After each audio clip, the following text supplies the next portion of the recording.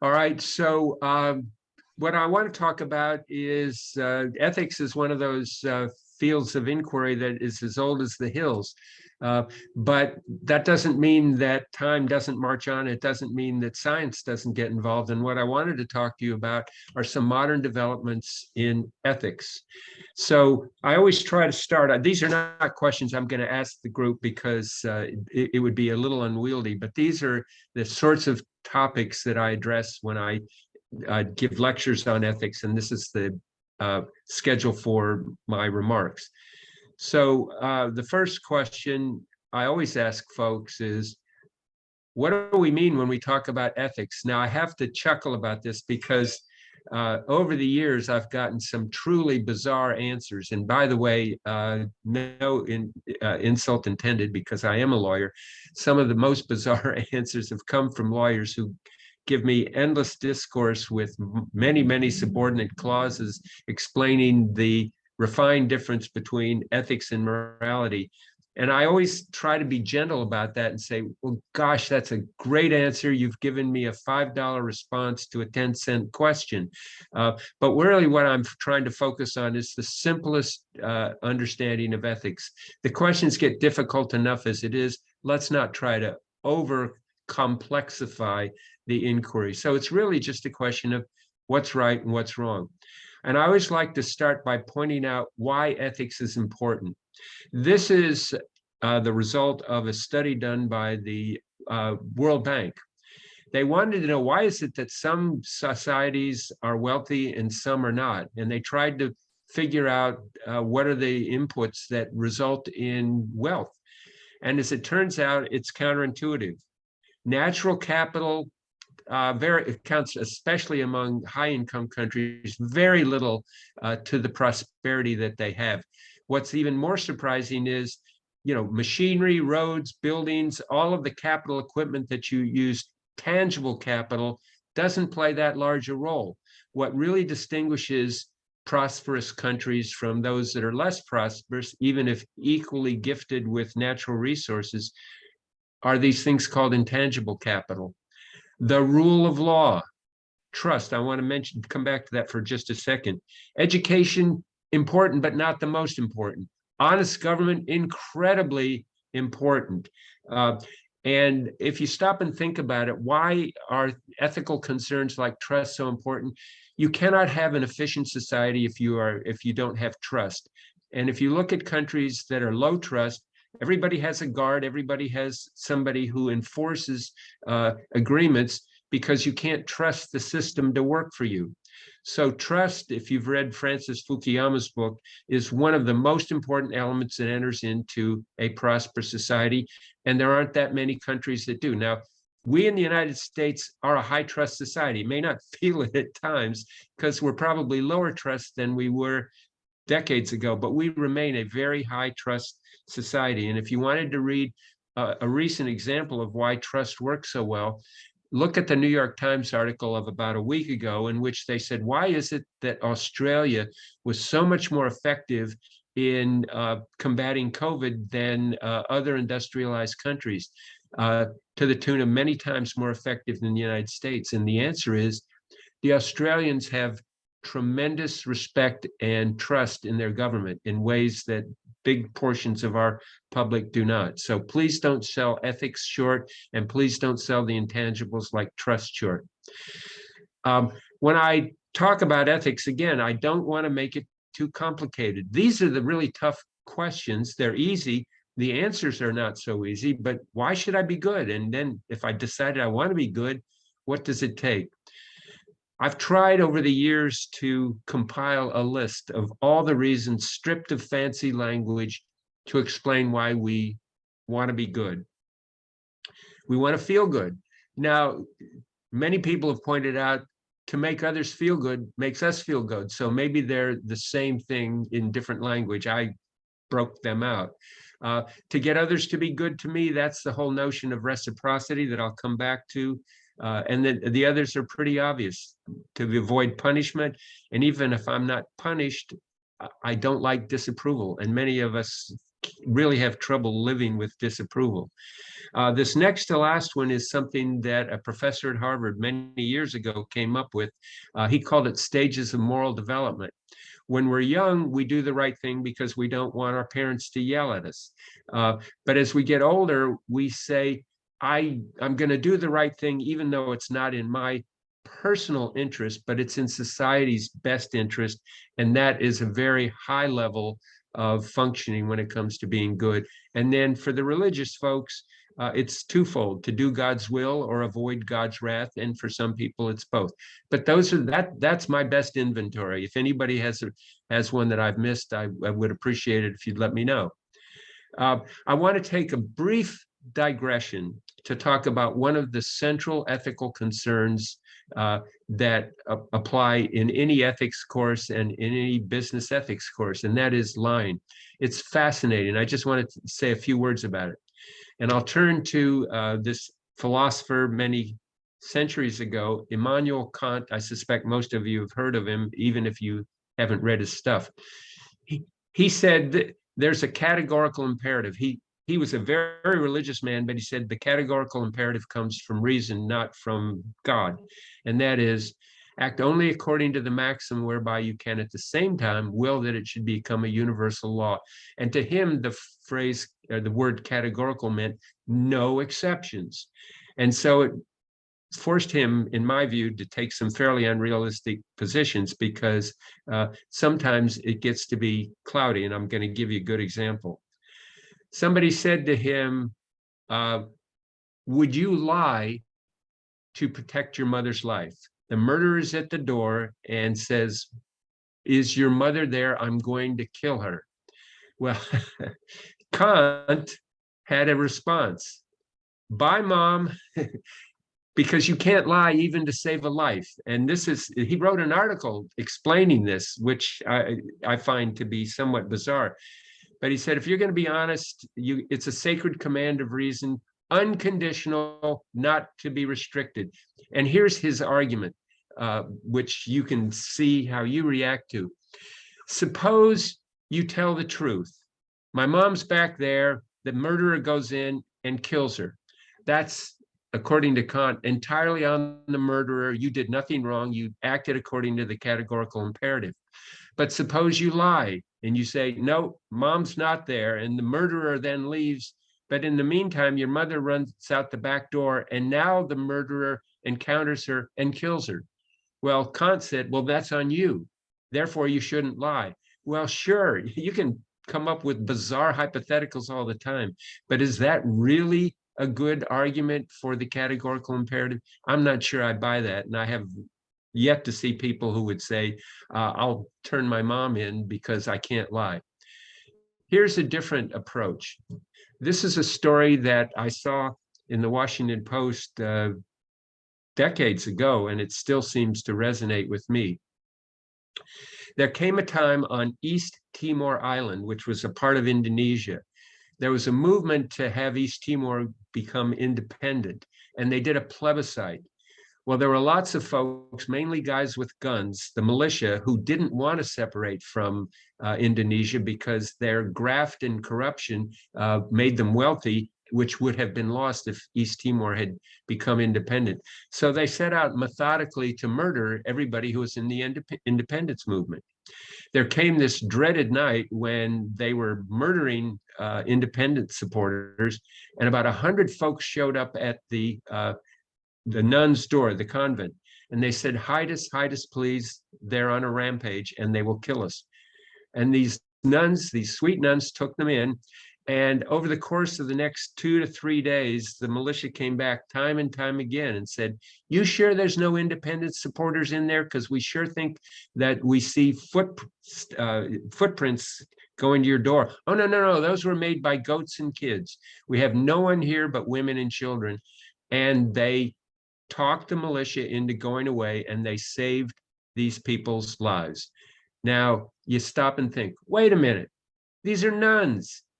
Aren't they getting themselves into spiritual trouble by lying? Are they doomed to hellfire and damnation because they lied? Or an alternative view would be, are we going to make them saints for showing the courage to save these people's lives? And by the way, they would have been sacrificed had they been caught saving these folks. I know where I come out on the question, but that's a different perspective. That's a consequentialist perspective. Just a couple quick observations about lying. There are studies, there are endless studies about the fact that we all lie more than we think we do. And the way they do these studies sometimes is they give somebody a pad of paper and they say, every time you tell a lie, write it down and let's total up the number of times you lie. And what they find is, like, most of us can't make it through a day without eating, drinking, going to the bathroom, sleeping. Most of us can't go through the day, at least when there are other people around, without lying. We do it a lot more than we think we do. But then here's the proposition. It's wrong to lie. And I always said to my students, just because we've discussed this doesn't mean you've got my permission to go out and lie. But sometimes it's mandatory. And I personally would say in the murderer situation, you should lie to save a life. What I'd like to do now is talk about recent developments over the last maybe 30 to 40 years about ethics. And I would say some of the most dramatic developments in ethics have occurred in the last 30 to 40 years. So the first thing is, for those who believe that when we're born, our minds are just blank slates and everything that gets added to them is added to a blank slate: language, morality, sexual preference, a whole bunch of things. But that's not what most scientists believe now. Most scientists believe that just as we have an innate language sense, we may not have an innate language sense for English or Chinese, but we all understand the basic rudiments of grammar, which means you have a subject, you have a verb, you have an object, and some languages, indirect objects. But that's a talent that most of us are born with, to learn language. And most evolutionists think, and most psychologists think, that that's something that we've developed over time. Here's one of the great public intellectuals of our day. He's a professor at Harvard now, and he's a psychologist. He says, and I'll just read this very quickly, evolution has over the years developed these sentiments to help us survive, and sometimes they're contradictory, because we have trust and we have gratitude and we have righteous anger. But he said, it's innate in us. It's hardwired. It's as real for us as if it were decreed by the Almighty or written into the cosmos. I'm not sure he's a big believer in the Almighty, but this is his point. I don't know how many of you are Scientific American subscribers. When they dumbed it down about, 20 years ago, I began subscribing because I found the articles fascinating. In every monthly issue, Dr. Michael Shermer had a page called The Skeptic's Corner, and it was fascinating stuff that he wrote. He then wrote a book called The Science of Good and Evil. So that's already telling you he thinks that science explains it. And this is his point. He thinks morality is the natural outcome of evolutionary and historical forces. In other words, it's not just survival of the fittest. If it were just the person who was the strongest and most bloodthirsty, there'd never be groups. But what we do is we care enormously about families and extended families, and then tribes, and then our feelings of sympathy and our willingness to work cooperatively have been built in by evolution, along with our competitive spirits. So this is what Dr. Shermer says. Another great public intellectual is Dr. Jonathan Haidt. He is a professor of ethical management at NYU, used to be at University of Virginia, and he's another psychologist. He did a massive study with other psychologists and evolutionary psychologists to see what are the true innate moral systems, those that are hardwired. And this is his list. Now, that doesn't mean that we're always going to follow these moral systems, because sometimes they conflict, but they're strong impulses that we have. Don't physically harm other people. This is the one I said before: do as you would have done to you, the reciprocity. be loyal and show tolerance for the in-group. And this is where it's fascinating, because different people have different senses of in-groups. For some people, it's white guys. For some people, it's Americans. For some people, it's everybody in the world. We all have a different in-group that we feel loyal to and show tolerance for. And over time, I think that humanity has begun to show, has been showing tolerance much more broadly than just their neighbors or folks that they identify with in a million ways. Be pure and demonstrate sanctity. That's where disgust comes in. And this final one is something that I think is a bit chilling. Showing respect for authority. I'm sure we've all read about the good Germans in World War II whose defense for the Holocaust was, I was just following orders. Well, Haidt says, yeah, that's hardwired in us. It doesn't mean you can't disrespect authority, but it means that our default setting is to show respect for authority. There was a study done several decades ago, I think in the early 70s at Yale, that was called the Milgram experiment. And what they would do is they'd have people in white coats and clipboards go out with subjects and say, I want you to give an electric shock to the test subject whenever he gets an answer wrong. And the test subjects were not really wired to electric grids, but the people they were testing didn't know that. And so they would see just how far people would go to administer a jolt of electricity. It got to the point where the person was begging, screaming, I'm in too much pain, please stop, please stop. And the guy in the white coat would say, no, you got to keep shocking them. And then finally, the person would in effect collapse, keep shocking them, which shows just how strong our respect for authority is. In other words, not necessarily one of the nicest features of being human, but it is a feature of humanity. Here's a guy, if you took a philosophy course, there's this distinction that David Hume said is, there's a huge difference between what's empirical and what's normative. In other words, if I can tell you what the world is, that doesn't tell you how the world ought to be. Sam Harris has said, no, that's wrong. I think that that values, which are the normative, are also empirical facts, and they are facts about the well-being of conscious creatures. I'm not sure I agree with him. I still think there's a distinction between what is and what ought to be. But I think sometimes when you see an is, the ought flows logically in our minds, or at least emotionally it does. But this just shows the state of thinking of ethics and science and morality. Now, here's an interesting guy. His name's Mark Hauser. He was a professor at Harvard, and he wrote a book called The Nature of Right and Wrong. He advanced the following thesis. We all have this, and that's a capacity where each individual can unconsciously and automatically evaluate what's permissible, obligatory, or forbidden. Now, I thought his book was great, big name in ethics until he was let go by Harvard for cheating in his research. But that doesn't mean his book was wrong. So what I propose to do is to share with you a couple of the parts of the test on moral sensibilities. These were taken from all around the world on the internet. And if you've ever read about Dr. Philippa Foot, she raised this classic problem back in the late 60s about the trolley test, and I'm going to ask you about it. So you can write down your answer. I'm not going to ask you to respond now, but here's the first question. A runaway trolley is going to run over 5 people working on the tracks. On a separate track, a railroad worker standing next to a switch that can turn the trolley onto a side track. It will kill 1 person, but the 5 will survive.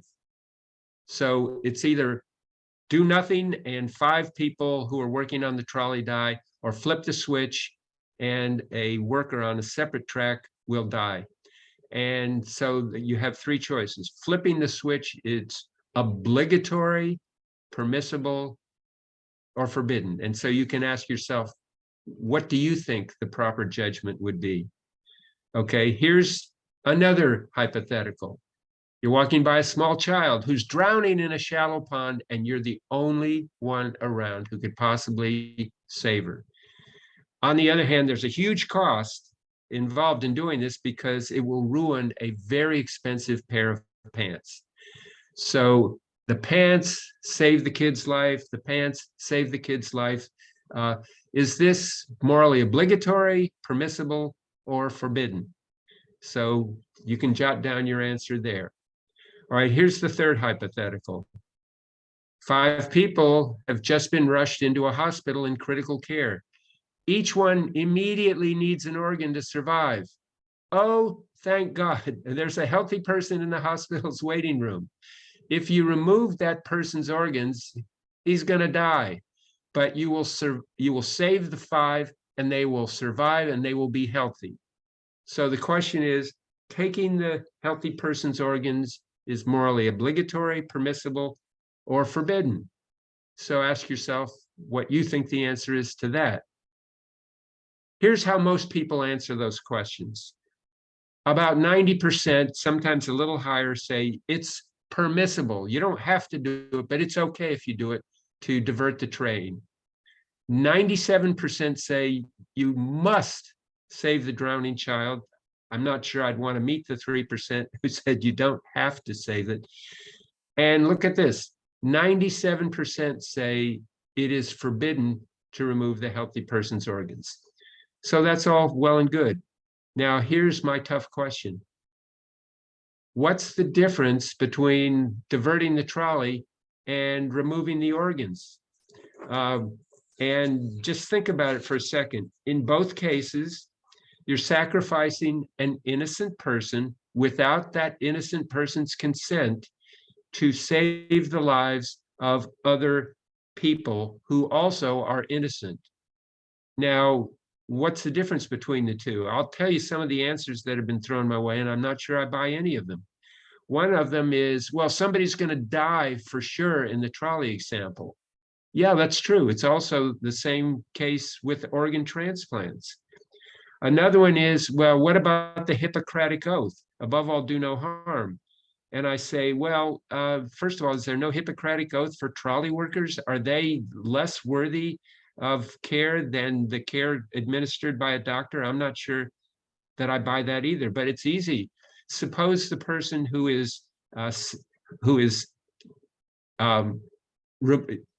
killing the waiting room person is not the doctor, is a bystander. So you have a bystander in example 1 and a bystander in example 3. So why is the one okay and the one not okay? Another answer is, well, no one would ever go to a waiting room if they thought somebody might bop them on the head and remove their organs. Well, that's probably true, but no one would be a trolley worker if they thought some bystander was going to switch the tracks and they'd be killed by a runaway trolley. So, and I guess the final one I've heard is, well, the trolley workers assume the risk that somebody might switch a trolley onto them. I don't buy that. And to me, and this is just my personal reaction, that sure sounds elitist. People who are dealing with doctors in waiting rooms are more worthy of our protection than trolley workers. I think trolley workers are deserving of our protection as well. So I leave it to everybody to ponder why they think, if they did, the two are different. I can tell you what some people say. The answer isn't drawing a good ethical line on the basis of principle. It's more psychological. And here's an example that Dr. Haidt gives to help us understand that. So imagine Julie and Mark, summer vacation. They decide they're going to make love. She's taking birth control pills, but he's going to use a condom just to be sure that there's no pregnancy. And they both really enjoy the experience, but they decide, we're not going to do it again. It's going to be our special secret. Now, some of this, whether it's okay for them to do that or not, depends on how you were raised and what your values are. But for some people, they say, I could understand that, and I think it's great that they're taking precautions so that no disease transmittal and no pregnancy.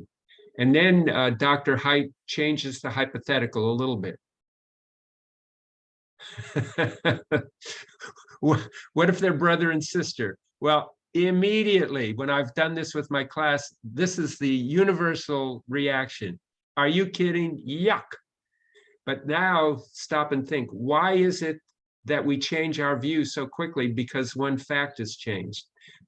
And this is where Haidt tries to explain why we make and how we make ethical judgments. They say they're wrong because they've had a gut reaction. Well, give me your reasons. Inbreeding? No. Look at the contraceptive protections they did. Emotional harm? There was no emotional harm. They had a great time. They enjoyed it. And they decided they're not going to do it again. And then finally, well, it's wrong because it's wrong, which is back to Haidt's point. Sometimes we make our judgment and then we search for reasons to explain our intuitive emotional reaction to ethical concerns. So you may think that ethics is a hyper intellectual thing, but not necessarily. So I ask you to ponder that. I think that's where science has been making some inroads into at least helping us understand how and why we make ethical decisions. Now, because this is a course in product safety, and because I don't want just to raise questions that are unanswered, I thought I would tell you about various models for how you make ethical decisions. Assuming you've decided that you want to be ethical, then how do I do it? Well, I did a Google search a while ago that I just asked, give me models for how to make ethical decisions. I got 47 million responses. And by the way, because I love Don so much, I stayed up all night going through all 47 million of them to come up with the best ethical decision-making models. And of course, I could never lie because Immanuel Kant tells me not to. So here, I break these into two types of models. The first is what I call comprehensive but cumbersome. Now, I want to point out something about these models. Notice point number 2. Get the facts. I think this is where too many of us make huge mistakes because we think we're so smart that we can decide an ethical challenge on the basis of our ethical leanings. And we make huge mistakes because we didn't learn all the facts. You really have to know the facts. It matters enormously, as you could see in the example of the 2 college kids making love. For most people, it's a huge difference that they're brother and sister. Here's one that's a little bit more elaborate. You don't have to go through all of these. These are all done by institutes on ethics, and there are a fair number of institutes on ethics that do really good work. This one is from a professor. St. Mary's University is the one in Texas, not the one in Canada. And again, most of these say pay attention to the facts. This is a little bit more elaborate one. I will plead guilty to coming up with this one. Do I really expect people, when they have to make ethical decisions 3 or 4 times a day, to sit down and follow this model? I really don't, but this to me gives you at least some sense of what's important, and that is get the facts, decide the issue, see who's going to be affected by it. And then this is something I haven't seen in other models. Sometimes you say, well, I've got an ethical value of protecting people's lives and an ethical value of not lying, and they're in conflict. So I have to choose one and I will sacrifice the other. So that I think is an important one. Now, here is what they call the platinum standard for business ethics decision-making. This was done by Professor Laura Nash some, 40 years ago. I have yet to meet a person who wasn't impressed by her analysis or who has ever used it. It's a great academic, philosophical model, but none of us, even big decisions, typically has time to go through all of these questions and answer them. But if you ever do and you get a good decision, please let me know about that. But this is sort of the pinnacle for business decision makers. I want to explore a different way of doing decision making. And this is intuitive rules of thumb. And for those of you who say, oh, I know what a rule of thumb is or where the term came from, that was the size of the rod that you could take to beat your kid or to beat your wife if they were disrespectful or refused your commands. It's not that. It's not that at all. This comes from carpentry, where if a carpenter were working on something and needed to make a quick, not necessarily utterly precise measurement, they would just use their thumb to measure what they were working on. And so that's where the whole term rule of thumb, it's quick and it's not necessarily precise. And I thought I'd run through some of these. The first one I know everybody's heard of. Now, here's an interesting aspect of the golden rule. Everybody follows it. I mean, everybody. There isn't, as far as I can tell, a country, a religion, a belief system that doesn't have some variation on the theme. This goes all the way from this centuries-old Hindu poem through Confucius, through Jesus, through Hillel. By the way, I've seen people who get very upset at the Quran because there is no golden rule in the Quran. And they say, therefore, Islam is a bad religion. Well, no, not really. If you look at the Hadith, which is every bit as binding as the Quran, that's where you find this at the bottom. So every major body of philosophy has it. And I'll tell you why I think this is so universal and why it's so powerful. You don't need to take a product safety training course to understand the golden rule. Even a third grader can understand it. And what it does is it takes our inherent selfishness and it makes us selfless if we follow the golden rule. In other words, gimme, gimme, gimme. Oh, if I'm going to apply what I really want to giving to others, then that makes me a truly generous person. That's why I think this is so powerful. It's not the only one. The Wall Street Journal test, if what you're doing is something that you would be proud of, if they wrote the story in the front page of the Wall Street Journal that what you had decided and why you were doing it, then that's probably a good intuitive rule for ethical behavior. I'm not so sure I buy that, because I think there are times when the right thing to do looks terrible on the front page of the Wall Street Journal. If you remember back to World War II, Winston Churchill had gotten intelligence that the Germans were going to bomb the city of Coventry, which had no particular war machinery. But the reason the Germans chose it was they wanted to show how ruthless they were. Churchill had family and friends in Coventry. He went out of his way not to alert anybody that it was coming because he didn't want to tip the Germans off that they had broken the Germans' code. Now, I could see the Wall Street Journal headline about that. Churchill stands by while friends and family die. But in the great World War II challenge, he probably did the right thing. So I'm not sure I always buy this. This is one, a lot of us got a lot of our ethical training from our parents, from our mom. So if your mom were sitting on your shoulder and you say, Mom, should I do this? Her advice would probably be pretty good. That wouldn't work for me. My mother was one of those truly forgiving souls, and I could just imagine her saying, well, dear, if you're a serial killer, I hope you're like the killer Dexter and you only kill bad people, but if that's your thing, just do it well. So that wouldn't work for me. The smell test is the basic. How does this feel to you? Does this chill me? Does this make my guts cringe? In that case, maybe you're doing something wrong and you need to rethink it. And then this final one is, you make your decision today. Imagine what you would tell your grandchildren 50 years later. Would you be able to say, yeah, that's what I did and it was right? Or is it the sort of thing you would be ashamed 50 years later to say to your grandkids? This is a very, very demanding test. And so that one would be a tough one for a lot of folks. I'm moving to closing. So if you have any questions, I don't know if you build in questions, but I would certainly be open to them.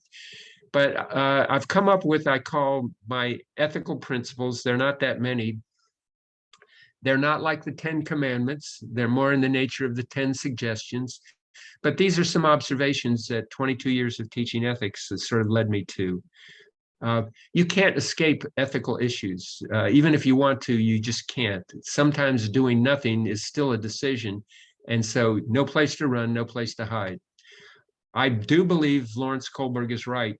If you want to have a truly effective society, you need widespread ethical behavior. We couldn't function without it. And we are blessed, I think, in countries like the United States to have fairly widespread ethical behavior. For those of you who are cynics, I direct you to a number of countries that are kleptocracies that we would never want to be around. This next one is a tough one. I don't think there are any moral absolutes. And my definition of a moral absolute is a simple rule of ethics that admits of no exceptions. But every time I try to come up with it, I run into a brick wall. For example, probably the most absolute rule is thou shalt not kill. And even if you say, well, that really means thou shalt not murder, that doesn't really get you very far, because look at the number of instances in which we do kill. And you can think of war, self-defense, defending somebody else. Even if you say, well, you shouldn't kill innocent people. Well, we do that all the time in war. You see they use the term collateral damage, but that means innocent bystanders who are killed. And countries do that all the time. And even in the rules of engagement that the United States has, they contemplate instances in which there will be collateral damage. So if there's no absolute rule against killing, I don't know where you're going to find a moral absolute.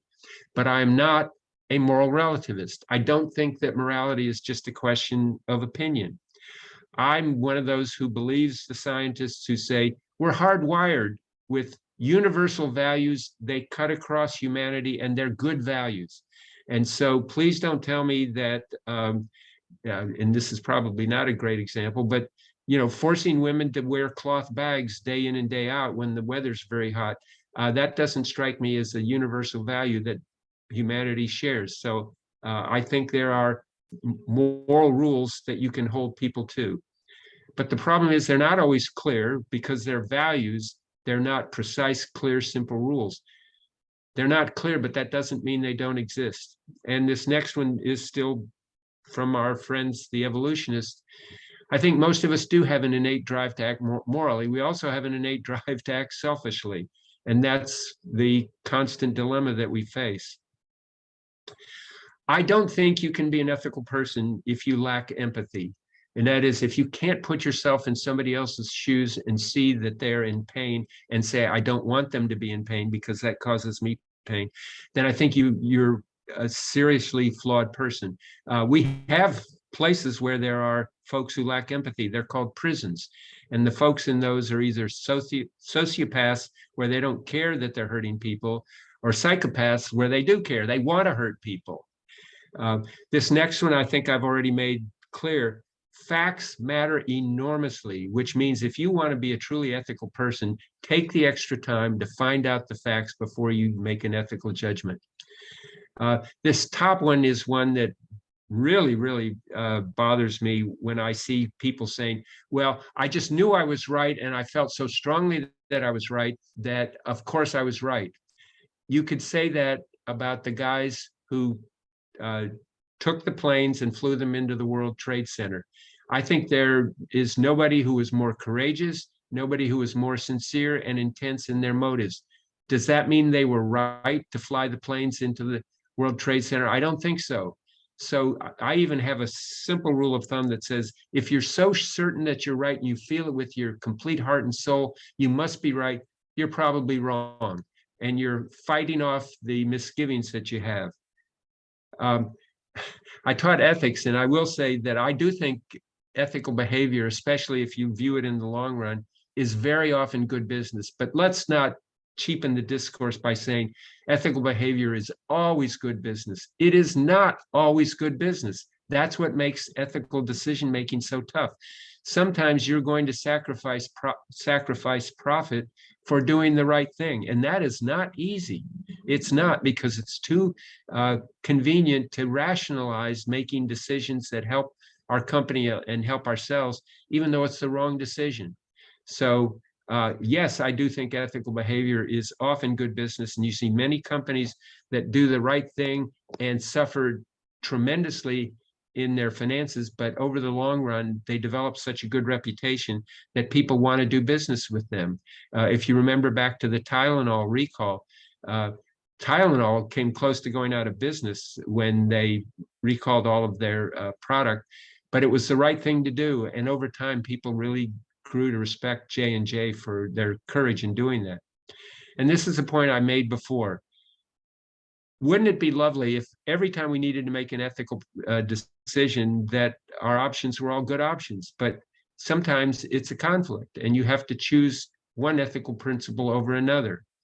And again, sometimes there isn't a right answer, but that doesn't get you off the hook because there are many wrong answers. And let me also say to you, based on my years of studying this, greed is often the reason that people make ethical lapses. Let's not kid ourselves. But sometimes it's fear of getting in trouble with the boss or fear of looking foolish. Sometimes it's just, I couldn't let my buddy John go down for it, and so I lied for him. And I was being compassionate. And I will say the final one, and I do think that empirical studies demonstrate this, corporate environments matter. If senior management is not ethical and you think you're going to go in and modify them, change their thinking, forget about it. Find a good place to work. And my sense is most of you have done that, and good for you. So that's it. That's the end. And I thank you all for your careful attention to my remarks. And Don, I don't know if we have time or the inclination to take questions, but if or comments, but if folks have any, I'd be delighted to take them. We do have a little time. If anybody wants to submit a question, please feel free to do so. Do it in the chat if you don't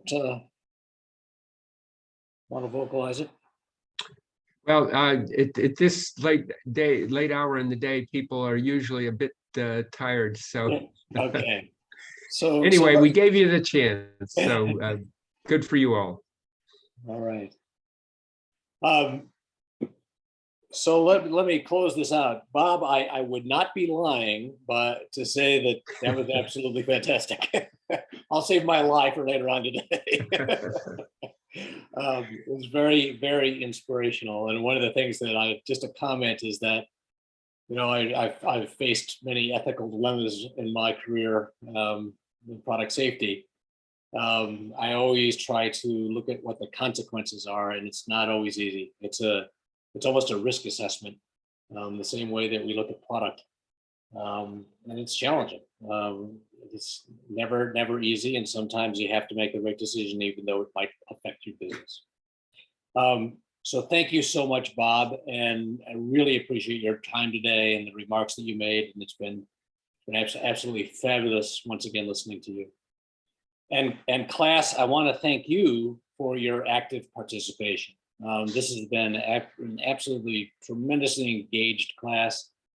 I hope you can take what you learned today back with you when you go back to work and put it into practice. And I would ask that you continue your product safety education through the various SPSP programs. One thing you should be aware of is that we do have an Ask the Expert section on our website. If there are things that are challenging to you and you feel like you need some expert opinion or some answers to some of your questions or even some direction, we've got a team of people that can help with that. So feel free to use that on our website. Feel free to reach out to your colleagues. And if you feel that this program is beneficial to you, please recommend it freely to your colleagues to participate in the future. So with that, congratulations on completing this course. Thank you very much for your time. And thank you once again, Bob. Really appreciate your time this afternoon. Thanks so much. Thank you. Thank you. Thank you so much. Thank you. Thank you so much.